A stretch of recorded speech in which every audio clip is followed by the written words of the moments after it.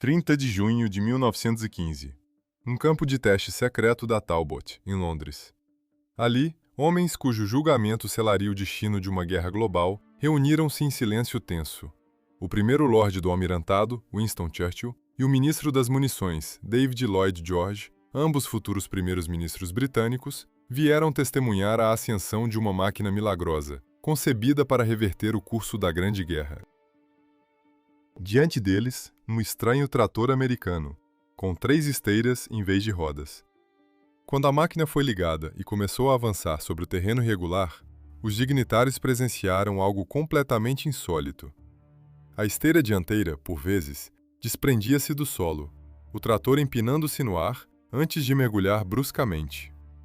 Os oficiais, a bordo da plataforma, cambaleavam, correndo da popa à proa, num esforço fútil para manter o equilíbrio. Alguém comparou o espetáculo ao balanço de um contratorpedeiro em mar revolto. Marinheiros da aviação naval real irromperam em gargalhadas. A máquina, de facto, balançava como um navio em ondas, embora estivesse a mover-se em terra firme, no campo de testes inglês. Mas Churchill e Lloyd George não tinham motivos para rir. Há quase um ano, a frente ocidental permanecia estagnada, uma ferida aberta que sangrava a Europa. Centenas de milhares de soldados, presos em trincheiras que se estendiam do Canal da Mancha à fronteira suíça, enfrentavam uma realidade brutal. Entre as linhas inimigas, quilómetros de arame farpado aguardavam, guardados por metralhadoras que transformavam qualquer avanço num massacre sem sentido. O comando britânico procurava desesperadamente uma forma de quebrar o abraço mortal da guerra de trincheiras. A ideia de um couraçado terrestre pairava no ar, uma quimera, sem forma definida. Talvez não um monstro pesado, mas um contratorpedeiro terrestre, rápido e manobrável, armado com uma metralhadora, capaz de rasgar o arame, silenciar pontos de fogo e abrir caminho para a infantaria. Era para este papel que o Killian Strayed, de 3 esteiras, chegado da distante América, se candidatava. A saga desta máquina singular começou do outro lado do oceano, no estado de Wisconsin. O engenheiro William Strayed debruçava-se sobre um problema que atormentava todos os agricultores americanos. Os vastos campos dos Estados Unidos eram impossíveis de cultivar com cavalos ou motores estacionários. Eram necessárias máquinas autopropulsionadas, capazes de puxar arados e não atolar em solo macio e lavrado. Foi por isso que a América se tornou o berço dos tratores de esteiras, e foi ali que se desenrolou uma verdadeira batalha de construtores pela melhor solução. No ano de 1916, 29.670 tratores operavam no ZIUA. Apenas 4 anos depois, esse número ultrapassava os 200 mil. Centenas de fabricantes lutavam por um lugar ao sol, propondo as mais diversas e engenhosas construções. Strayed optou pelo caminho que lhe parecia mais lógico. O seu trator deveria puxar de imediato 2 ou 3 arados de 14 polegadas, exigindo a máxima capacidade de atravessamento e aderência ao solo. Uma solução agrícola, nascida da necessidade de alimentar uma nação, agora testada como uma ferramenta para a guerra. Até que ponto a necessidade, a mãe de todas as invenções, pode distorcer a visão, transformando uma ferramenta agrícola em um arauto da morte, sob o olhar atento de homens que moldariam o futuro do mundo? A terra macia engolia rodas convencionais, um desafio intransponível para a agricultura da época. Lagartas resolviam a atração, mas como manobrar uma máquina completamente cingida por elas? Era uma questão que paralisava engenheiros, até que um deles, Strayed, ousou conceber o impensável. Sua solução desafiava toda a lógica mecânica conhecida. Um trator de 3 pontos de apoio. 2 enormes lagartas traseiras garantiam a propulsão, enquanto à frente, uma lagarta menor, singularmente, assumia a função de direção. Sim, a roda dianteira era de fato uma lagarta. O mundo jamais presenciara tal audácia. No ano de 1914, Strayed patenteou sua invenção. Fundou a Killingwall Shah Manufacturing Company, prometendo uma nova era para o campo. A máquina, um Killing Strayed, seria produzida em 2 versões, ambas destinadas a redefinir a lavoura. O modelo mais potente, o 3050, ostentava um motor Domon com cilindros de 6 por 7 polegadas, entregando 40 cavalos de força. A versão menor, o 1530, vinha equipada com um motor Waukesha, de 30 cavalos, com pistões de 4,5 por 5,3 de polegadas. Ambas as máquinas lavravam a terra com eficiência brutal, mas a manobrabilidade, esta era uma falha sistêmica. Um calcanhar de Aquiles que ameaçava toda a inovação. Strade, em sua primeira tentativa de domar a direção, adicionou pequenas rodas de apoio à lagarta frontal. A esperança era que elas auxiliassem nas curvas, um atalho para a funcionalidade. A realidade, porém, revelou-se um pesadelo mecânico. Em solo firme, as rodas auxiliares simplesmente deslizavam, ineficazes, um adereço inútil. Na terra macia, o cenário era ainda mais desolador. Elas agiam como um arado, arrastando o solo à frente, paralisando a máquina. Strade confrontou a verdade. As rodinhas não eram apenas inúteis, elas sabotavam o próprio propósito do trator. De volta à prancheta, o engenheiro propôs uma arquitetura radicalmente diferente. A lagarta dianteira agora era suspensa por um pino mestre vertical. A direção seria controlada por um leme, como em embarcações marítimas, uma analogia estranha para um veículo terrestre. A ideia no papel parecia um golpe de gênio. Strade calculou que o condutor, aplicando força a um ao outro golpe, mesmo com um mecanismo de engrenagens para amplificar a força, mover a pesada lagarta em torno do eixo de seus roletes dianteiros era uma tarefa hercúlea, quase impossível. A força exigida era tão descomunal que nenhuma figuração. Foi um fracasso retumbante. Um testemunho silencioso da teimosia da física. O inventor americano, então, rendeu-se à lei do menor esforço. Ele optou pela solução técnica mais simples, a mais óbvia, quase uma admissão de derrota. A lagarta frontal passou a girar diretamente em torno de seu próprio eixo de suspensão. Nenhum mecanismo complexo, nenhum amplificador de força. O condutor simplesmente girava uma alavanca, a lagarta mudava de direção e a máquina com obediência desajeitadas. Mas para um trator agrícola, isso representava um compromisso aceitável. No campo, ele avançava em linha reta, sulcando a terra com precisão. Esta saga de engenharia, de tentativas e erros brutais, levanta uma questão perturbadora. Quantas das nossas soluções modernas são, na verdade, meros compromissos disfarçados, aceitos por exaustão ou pela impossibilidade de se alcançar a perfeição? Quantas invenções, celebradas como avanços, escondem uma história de falhas e adaptações que nunca são reveladas ao público? A Terra, vasta e implacável, exigia uma máquina de força bruta, não de agilidade.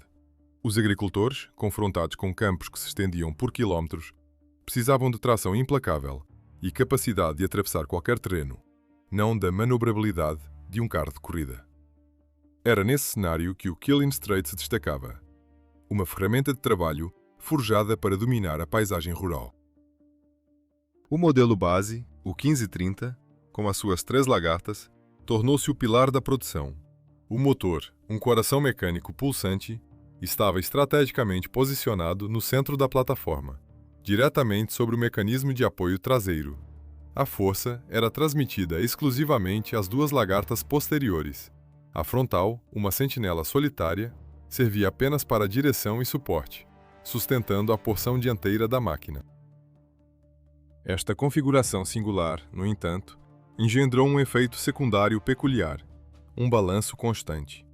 O centro de gravidade, predominantemente na retaguarda, fazia com que a lagarta dianteira, ao menor desnível, se elevasse do solo ou, pelo contrário, se enterrasse profundamente na terra.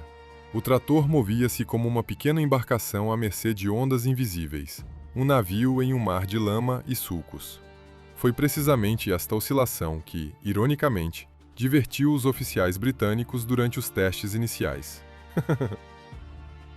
Mas como é que uma máquina agrícola americana, concebida para arar campos e semear o futuro, acabou por captar a atenção do comando militar britânico? A resposta reside nas trincheiras gélidas da frente ocidental. Na primavera de 1915, a situação atingiu um ponto de não retorno. As tentativas de romper as defesas inimigas, metódicas e brutais, afogavam-se repetidamente num mar de sangue. Soldados, meros pontos na paisagem desoladora, avançavam sob uma saraivada implacável de fogo de metralhadora. Enredavam-se em arames farpados e sucumbiam aos milhares, sem sequer vislumbrar as trincheiras adversárias. O desespero era palpável.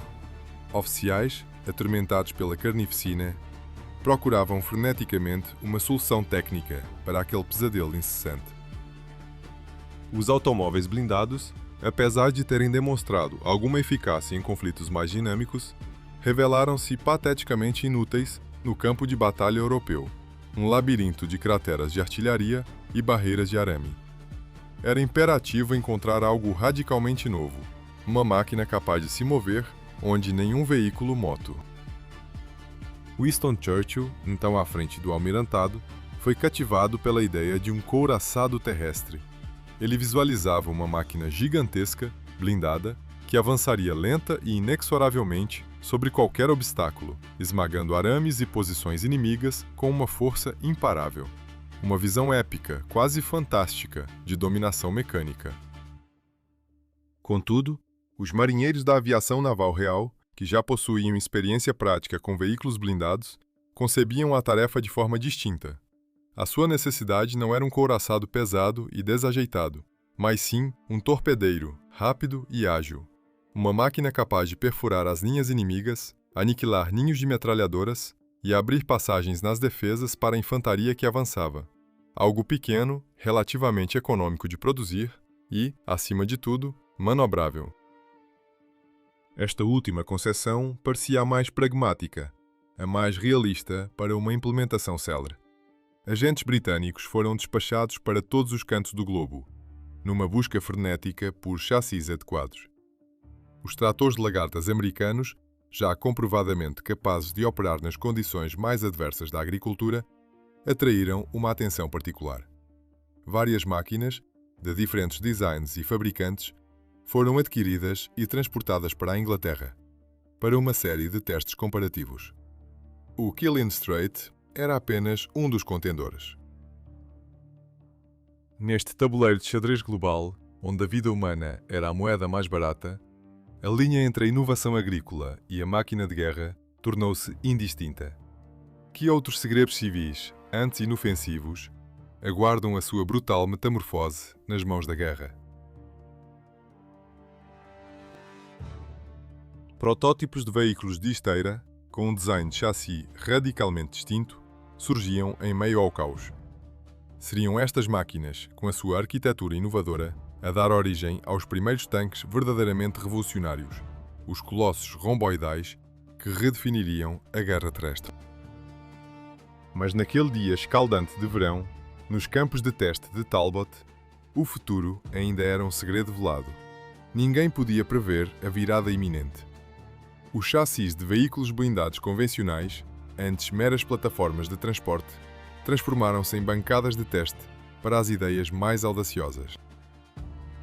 Ali, em Talbot, reuniram-se os cérebros mais brilhantes, engenheiros visionários, oficiais endurecidos pela brutalidade das trincheiras e burocratas de alto escalão, todos cientes da urgência da catástrofe iminente. O ar crepitava com uma tensão quase palpável. Cada indivíduo ali sabia que o tempo esgotava-se em semanas, talvez dias.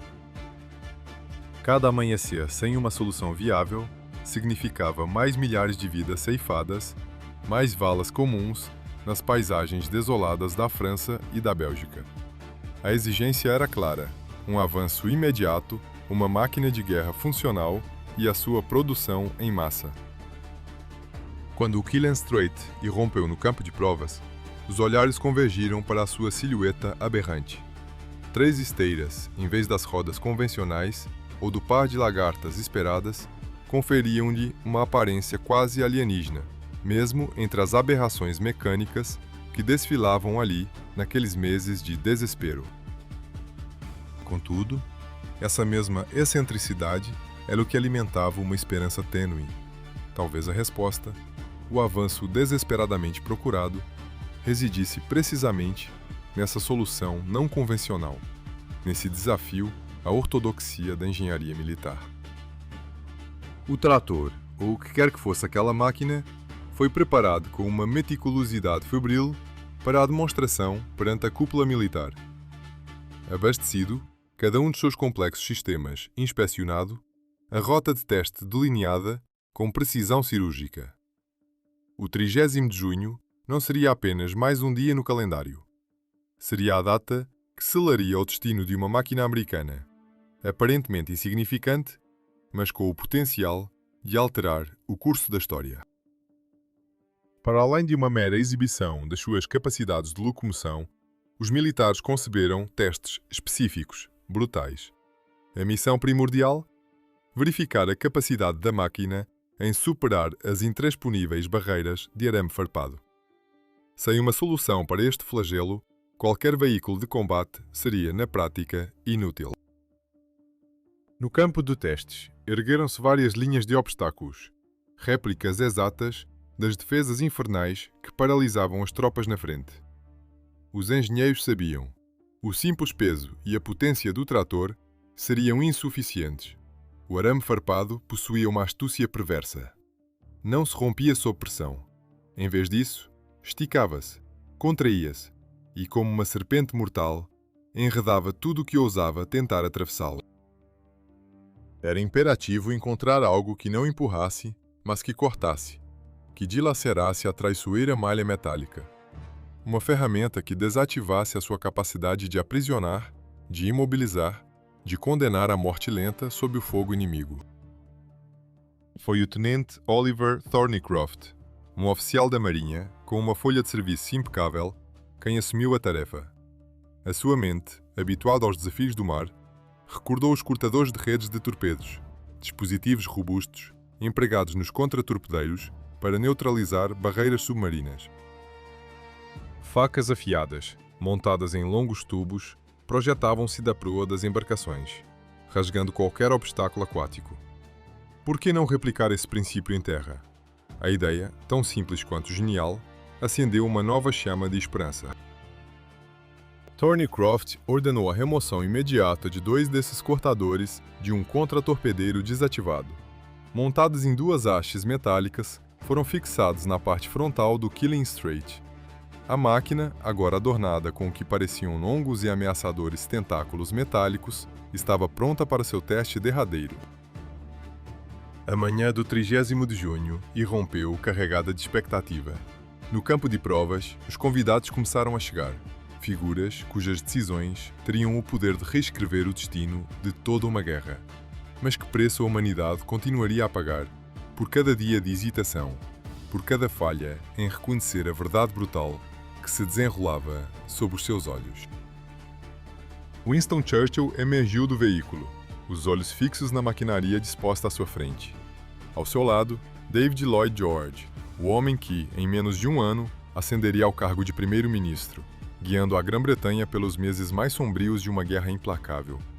Ambos os estadistas compreendiam o custo incalculável de cada dia perdido, de cada oportunidade desperdiçada. A máquina de guerra alemã consolidava-se. Suas defesas tornavam-se barreiras impenetráveis. Enquanto isso, os generais britânicos persistiam em enviar levas de soldados para o matadouro, em ataques frontais que se revelavam absurdos, suicidas. A cada investida, a paisagem das trincheiras engolia milhares de vidas, transformando campos férteis em pântanos de desespero e carne humana. A busca por uma solução, qualquer solução, tornava-se uma obsessão sombria. Foi nesse cenário de urgência e desespero que oficiais do Royal Naval Air Service iniciaram uma demonstração singular. O objeto de sua apresentação? Um trator agrícola americano. Um mecânico acionou o motor e o Doman de 40 cavalos vapor rugiu, ecoando pelo campo, um som estranho e deslocado naquele contexto militar. Algo tão mundano, tão intrinsecamente ligado à paz da lavoura, era agora a última esperança contra o terror das trincheiras. A máquina começou a mover-se, e a sua natureza anómala tornou-se imediatamente evidente. Não se assemelhava a nada que tivessem visto antes. O trator avançava com uma determinação surpreendente sobre o terreno irregular, as suas lagartas largas cravando-se na terra, recusando-se a patinar. A velocidade era insignificante, quase ridícula para um veículo de combate, mas para uma máquina agrícola adaptada para fins militares, parecia, de alguma forma, aceitável. Uma lentidão calculada, talvez, ou apenas a inércia de uma ideia ainda em gestação. Contudo, quando o trator encontrou a primeira irregularidade significativa no solo, o espetáculo tomou um rumo inesperado. A lagarta dianteira saltou abruptamente. O nariz da máquina empinou-se no ar e, um momento depois, caiu com um estrondo ensurdecedor. Os oficiais listaram no mar. A analogia era perturbadoramente precisa. O movimento do trator imitava, de forma bizarra, o balanço de um pequeno navio de guerra em águas turbulentas. As lagartas traseiras, onde se concentrava o peso do motor e da estrutura principal, mantinham um contacto firme com o solo. A estabilidade, porém, era uma ilusão parcial. A lagarta dianteira, sem a carga adequada, comportava-se de forma errática, imprevisível. Uma anomalia mecânica que ameaçava desestabilizar todo o conceito. A máquina parecia lutar contra a sua própria concepção, um paradoxo de força e fragilidade. Foi então que um dos marinheiros, com a intuição de quem lida com o equilíbrio de embarcações, sugeriu uma experiência audaciosa. Testar se o centro de gravidade poderia ser manipulado através do deslocamento de peso humano na plataforma. Vários oficiais começaram a correr da traseira para a dianteira da máquina e vice-versa. O efeito superou todas as expectativas. Aquele ato improvisado de engenharia humana revelou uma verdade fundamental sobre a máquina. Quando os homens se posicionavam na traseira, a lagarta dianteira permanecia quase constantemente suspensa no ar. O trator empinava o nariz, movendo-se apenas sobre as duas lagartas traseiras, como um monstro desajeitado. No entanto, quando os oficiais se deslocavam para a frente, inclinando-se até mesmo para além das bordas da plataforma, a lagarta dianteira era forçada contra o solo e a parte traseira da máquina elevava-se ligeiramente. Uma dança macabra de peso e contrapeso, revelando um potencial inexplorado. Churchill observava a cena com um semblante impenetrável. A sua mente não buscava uma atração de circo, mas sim uma máquina de guerra, uma ferramenta para quebrar o impasse, para parar o massacre. Contudo, a capacidade de travessia do trator era de facto impressionante. Ele subia rampas íngremes com confiança, descia em crateras rasas e girava em espaços restritos. A manobrabilidade, é verdade, deixava a desejar. As curvas eram amplas, desajeitadas, mas para uma máquina concebida para arar campos, isso era, no mínimo, expectável. Lloyd George, por sua vez, anotava freneticamente em seu caderno, trocando palavras com os oficiais. Talvez aquela estranha construção, com todas as suas falhas e peculiaridades, tivesse, afinal, o direito de existir. Talvez fosse precisamente um aparelho como aquele, rápido e relativamente leve, que pudesse romper as linhas inimigas. Mas a que custo? Quantas vidas seriam sacrificadas? Quantos recursos desviados antes que esse protótipo desajeitado se transformasse na arma que mudaria o curso da guerra? E o que essa busca desesperada por uma solução tecnológica revelava sobre a própria natureza do conflito, sobre a falha sistêmica que exigia monstros de aço para combater a barbárie humana. O aço e o arame farpado. Essa foi a equação brutal que paralisou a frente ocidental, transformando cada avanço em um matadouro. Milhões de vidas ceifadas por uma barreira simples, barata, mas implacavelmente eficaz. Agora, uma nova esperança surgia. O Kylin Strade, um trator blindado, prometia ser o destroyer terrestre capaz de rasgar as defesas inimigas, quebrando o impasse que condenava uma geração inteira. Chegou o momento da verdade. Um teste que definiria o destino de uma nação e, possivelmente, o curso da guerra. O Kylin Strade foi posicionado diante da primeira linha de arame farpado. Uma visão comum, replicada por centenas de quilómetros de trincheiras e morte. Fios de aço retorcidos, esticados entre estacas de madeira. Uma teia invisível que capturava e dilacerava. Essa mesma barreira, aparentemente insignificante, havia transformado a guerra em um açougue industrial. Ela detinha cada assalto, desmantelando batalhões muito antes que pudessem sequer vislumbrar as trincheiras e mimetizaria. Caso contrário, ele se juntaria à longa lista de experimentos falhos, engolido pelo esquecimento e pela desesperança. O monstro de aço avançou. Chocou-se contra a barreira com uma força que prometia vitória. Nos primeiros segundos, a ilusão de sucesso pairou no ar. A de esperança cintilou nos olhos dos observadores. Mas então, o impensável aconteceu. Aquilo que todos os engenheiros temiam materializou-se com uma crueldade silenciosa. O arame não cedeu. Revelou-se muito mais resistente do que qualquer cálculo havia previsto. Em vez de se partir, ele começou a apertar, a enroscar-se. Enrolou-se nas lagartas do trator. Cada volta, um laço mais apertado. O Kylin Strade, obstinado, tentava rastejar, mas a cada metro, seu movimento diminuía. A velocidade esvaía-se. O arame farpado, agora um predador metálico, enredava as lagartas, agarrava-se às partes salientes da estrutura, transformando a máquina num casulo impenetrável de aço e espinhos. Em menos de um minuto, o trator parou completamente. Imobilizado, irremediavelmente preso, dominado pela mesma simplicidade que ceifava vidas humanas. Aquela teia de metal o segurava agora com uma força superior a qualquer corrente. Os oficiais trocaram olhares pesados, a esperança recém-nascida desvanecendo-se em um silêncio sepulcral. Era um fracasso retumbante. Toda a potência do motor, toda a robustez das lagartas, toda a engenharia por trás da máquina, tudo se revelara inútil contra a elasticidade traiçoeira do arame de aço. A inteligência bruta havia sido superada pela tenacidade de um material elementar. Levou um tempo considerável e um esforço hercúleo para libertar o trator de sua prisão de arame. Mecânicos, com alicates e ferramentas, cortavam os fios, desenrolavam-nos das lagartas, praguejando e queimando as mãos nos espinhos afiados. A operação de resgate era um testemunho humilhante da vitória do arame sobre a máquina. Quando o Kylin Strade finalmente foi libertado, a atenção voltou-se para uma nova invenção. A esperança de um tenente Thorneycroft. Cortadores de redes de torpedos haviam sido firmemente presos a longos tubos, projetando-se à frente das lagartas dianteiras. A visão era, sem dúvida, ameaçadora.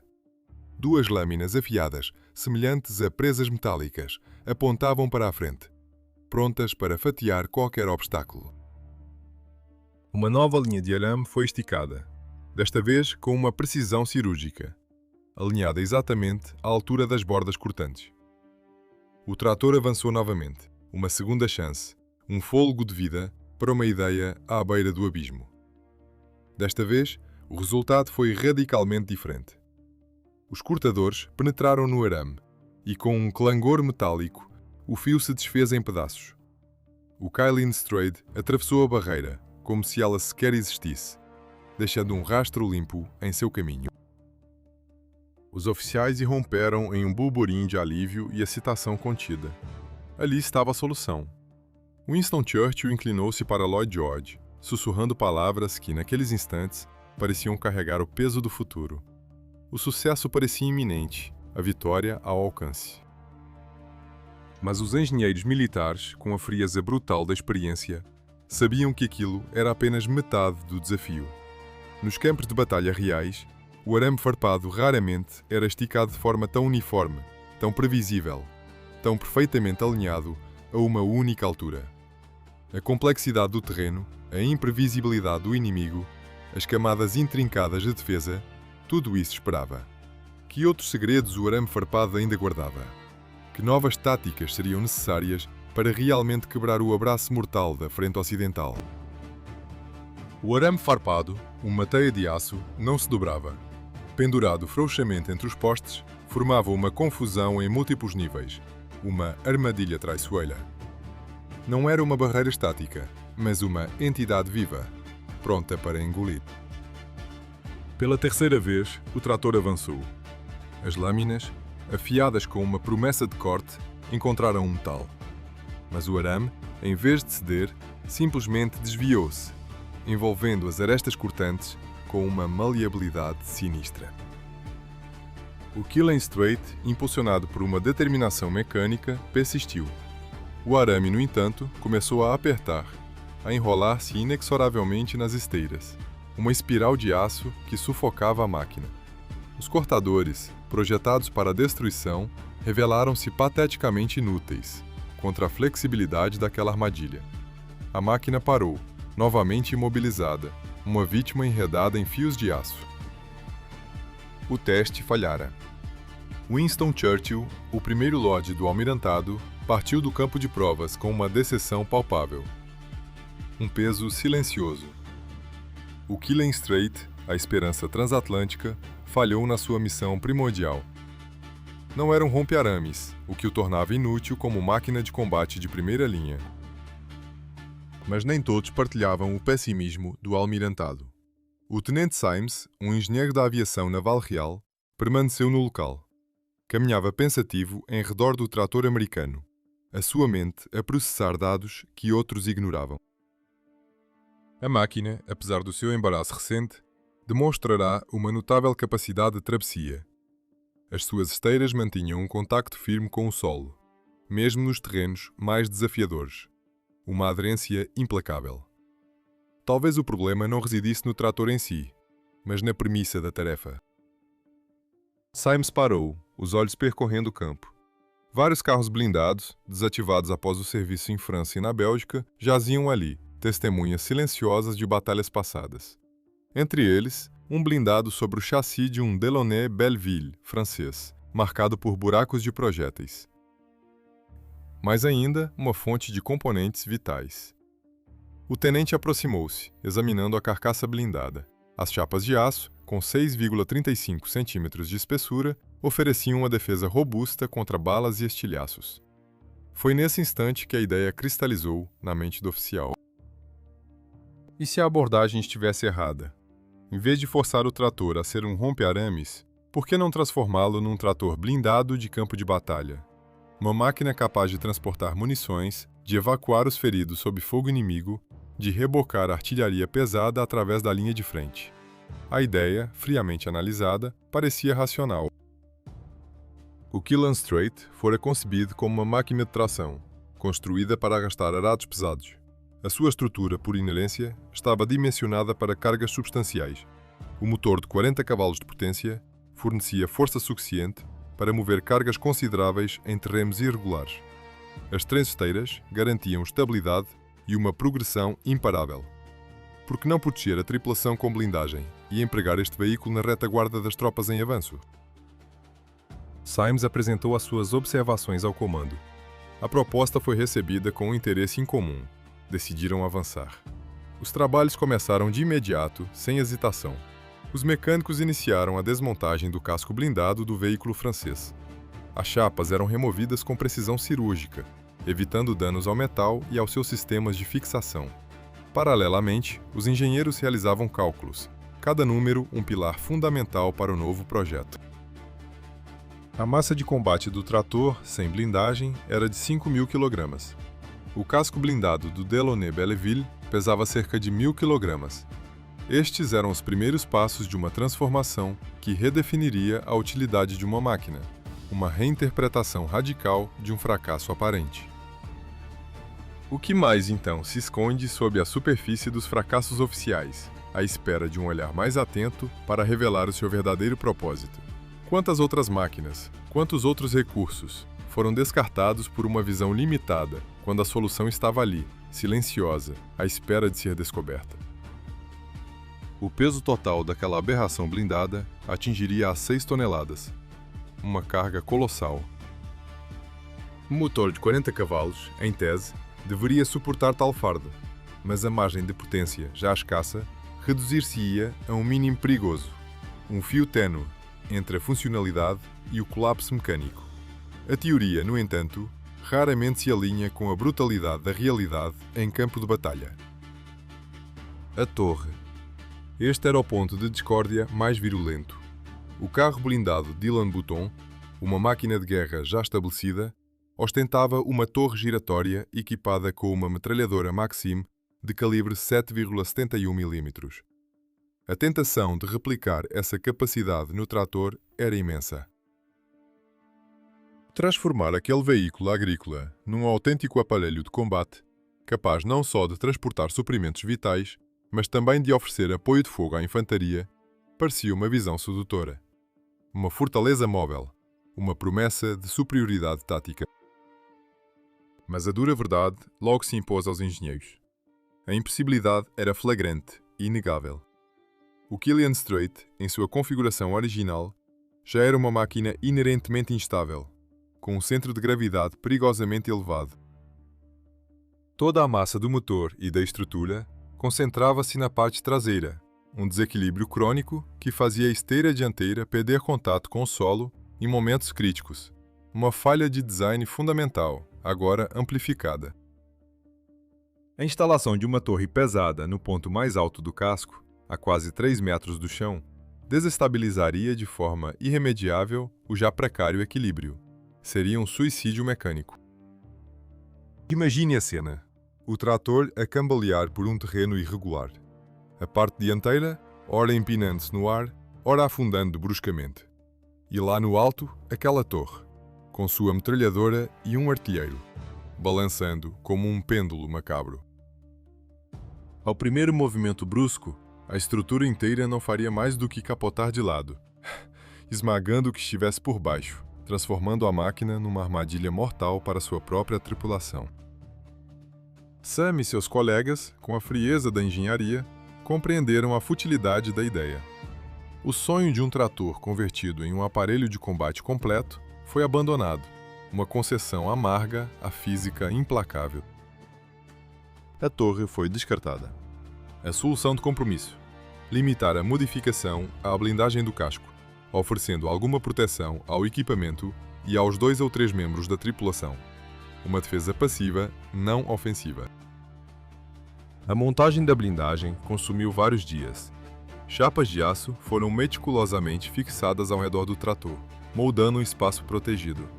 O resultado foi uma construção bizarra, quase grotesca. Um casco blindado de forma irregular, baixo e maciço, elevando-se sobre as 3 esteiras. Na frente, a esteira dianteira exposta, com seu mecanismo de direção. Atrás, as 2 esteiras largas, imponentes, mas desajeitadas. A estética da máquina era irrelevante.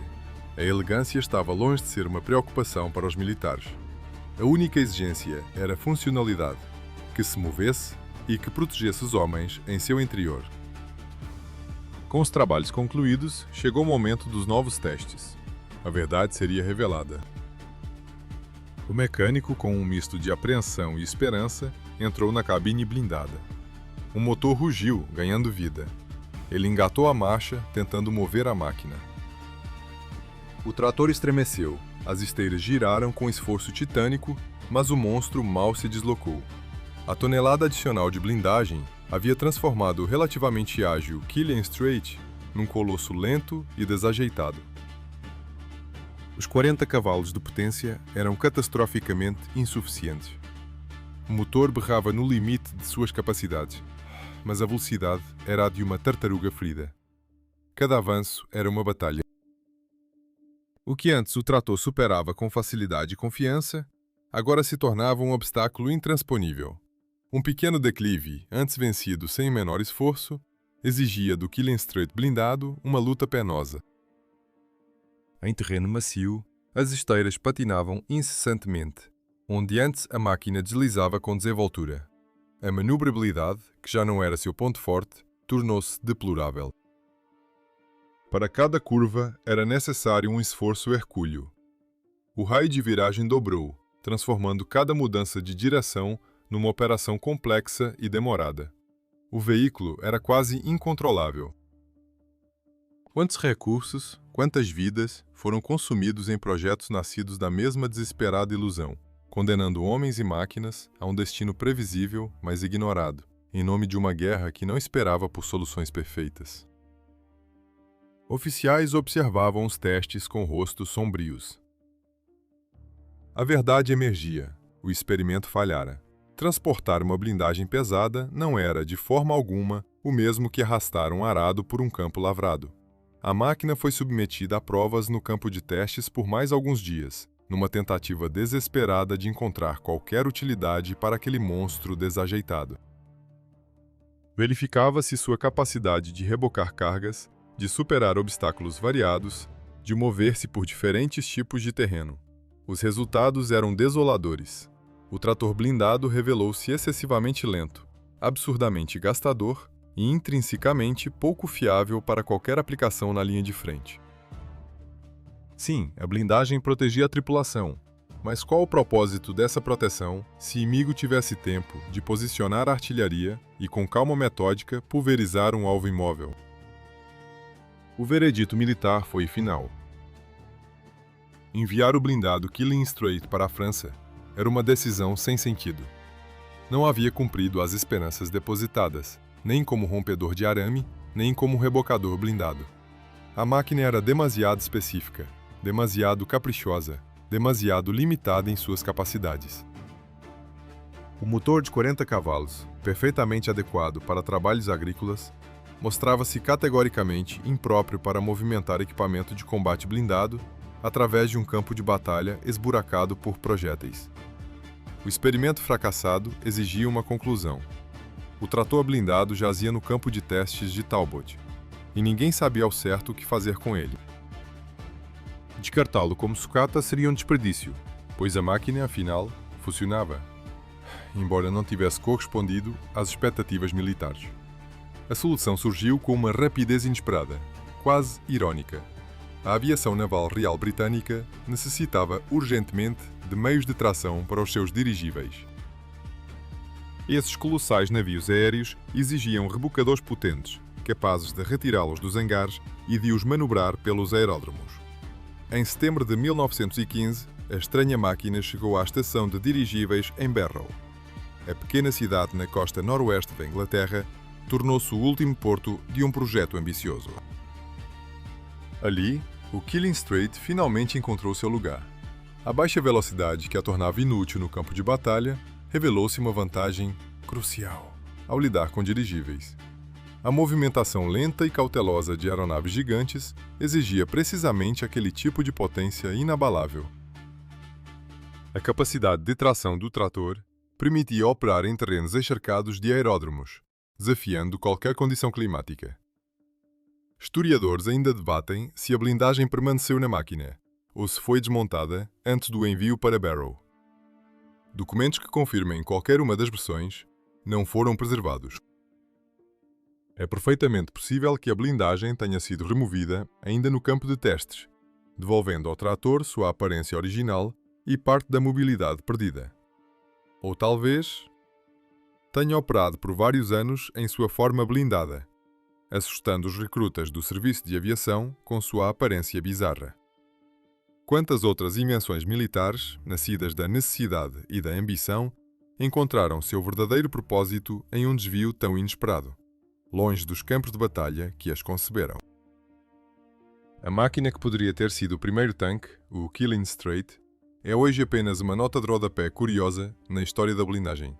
Sua verdade completa, seu impacto real, permanece envolto em sombras, talvez perdido para sempre. O Ministério da Guerra, porém, não o abandonou por completo. Adquiriu mais unidades do Killing Strait, mas desta vez sem qualquer pretensão de blindagem. Apenas tratores, despidos de ambições marciais, relegados à sua função original. Esses veículos de 3 lagartas foram empregados em sua tarefa mais mundana, rebocar artilharia e carretas de carga. Nas estradas lamacentas da França, eles se revelaram surpreendentemente eficazes. Arrastavam canhões pesados por terrenos intransitáveis, desatolavam caminhões atolados, auxiliavam na construção de fortificações. Um trabalho silencioso, invisível, desprovido de glória ou manchetes. Nenhuma medalha por tal esforço, nenhum reconhecimento público. Apenas a engrenagem essencial, o suor anônimo que, de fato, sustenta a máquina de guerra. Uma ironia cruel para uma máquina que sonhou com um campo de batalha, mas encontrou sua utilidade na sombra. No mesmo polígono de Talbot, no mesmo dia da avaliação do Killing Strait, outro trator era testado, o Creeping Grip, Texas. E este sim daria à luz uma máquina de guerra completamente diferente. O sistema de lagartas do Whipping Grip, Texas, não foi descartado.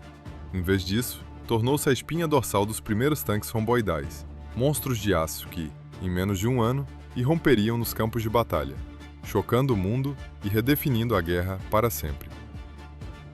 O Killing Straight, por outro lado, permaneceu uma nota de rodapé curiosa. Um trator que tentaram transformar em arma de guerra, mas que foi devolvido ao trabalho pacífico. Um experimento que revelou aos engenheiros uma verdade brutal. Simplesmente anexar blindagem a uma máquina agrícola não cria um veículo de combate. A guerra exige mais do que improvisação. Exige engenharia dedicada, um propósito singular. A lição foi aprendida, mas à custa de qual potencial perdido? E de quantos outros protótipos esquecidos?